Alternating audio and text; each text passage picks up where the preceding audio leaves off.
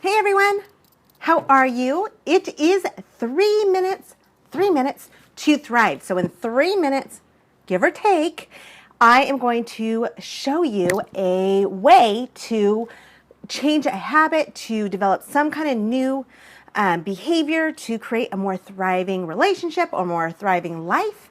Something to add value to who you are.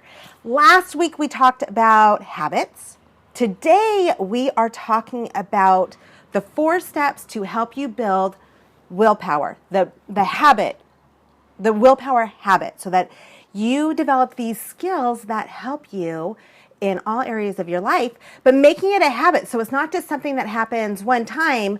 I'm going to show you how to really gain control of that so that you can start thriving in those areas that have caused you lots of problems. So let's just get started because I only have 3 minutes. So let's go ahead and get started.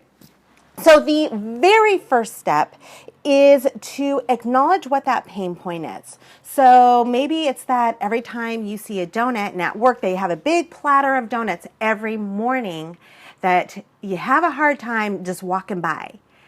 Every morning you go ahead and you grab it. Or what about like when you see someone running by your house and you're like, you kind of have like this, maybe a little bit of hate towards that person. Like, gosh, it'd be really cool if they fell, because you feel guilt, because you know that you haven't hit the gym in a while, or you should be out running, but you just haven't.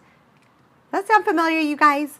So, we all have these things, but there are steps that you can do to change it. But the first step is acknowledging the pain point. So, for instance, it would be the pain point of every time you see a donut, you eat it, and it makes you feel like crud later on. Or exercise. You see these people who are exercising, and you know you should be, and you feel guilty by the end of the day, right? So just acknowledge it. Step 2 is baby steps. You don't need to decide, you know what, I haven't been to the gym in a month and a half, so I am going to go out and I'm going to run a marathon tomorrow. That's not going to happen. Hold on, my computer's doing something really weird all of a sudden.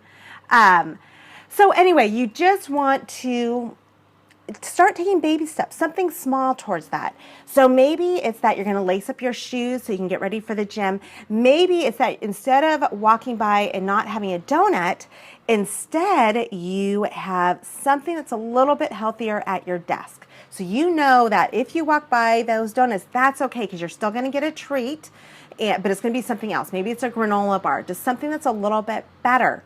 The other thing to pay attention to at this point, once you acknowledge what the problem is what is the trigger there?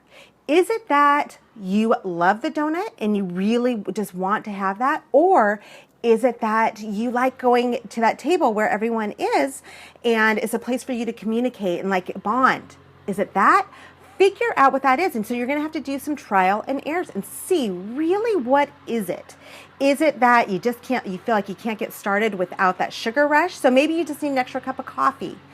Try different things. That's what this is all about. Just trial and error, and you will find what it is and start making little baby steps to change that. Step 3 is visualization and writing it down. You want to know what's causing these problems for you.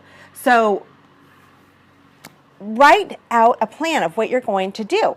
What kind of steps are you going to do so that you know whenever you see that donut or you see someone, when it's time to work out, you know what you're going to do. So you have a plan in your head.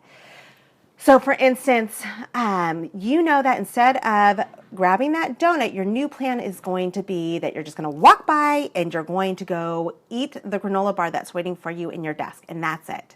So you're just training yourself. You're building a habit of avoiding the donut, because that's the main goal. So you're building up that willpower. The thing with baby steps, little tiny steps, is that as you do it, it's changing your mindset. It's building it up. It's like a muscle, and it's getting it stronger so that it becomes easier and easier, so that later it becomes a habit. So you look at those donuts and it doesn't bother you at all anymore. And you get to the point where you can go and you can still go hang out at the donut table and chat with everybody without grabbing the donut. You guys get it? It's little tricks, and it's building that willpower muscle that will help you. And what you'll start to notice is as you're building these willpowers, so maybe it's about communicating with your partner. So maybe you and your partner have gotten into a negative communication pattern. Whenever he comes home, he starts talking about how bad his workday is. So you start attacking him with all the things that he didn't do. But you know that that ends up not being a good thing because no one wants to be attacked. No one wants negative communication. So in your mind, you can think, you know what? I don't want my day to go this way this time when he comes home from work. I'm going to change the way that I respond to him. So you develop a plan of what you're going to do. So when he comes home and he's telling you how bad his day is, you have something positive to say to start changing that mindset and changing the way that the day is going. Get it? Make sense? The next part is you want to visualize it. You want to have your plan. You've written out what you're going to do when A happens, you're going to react with B. And then rehearse it in your head.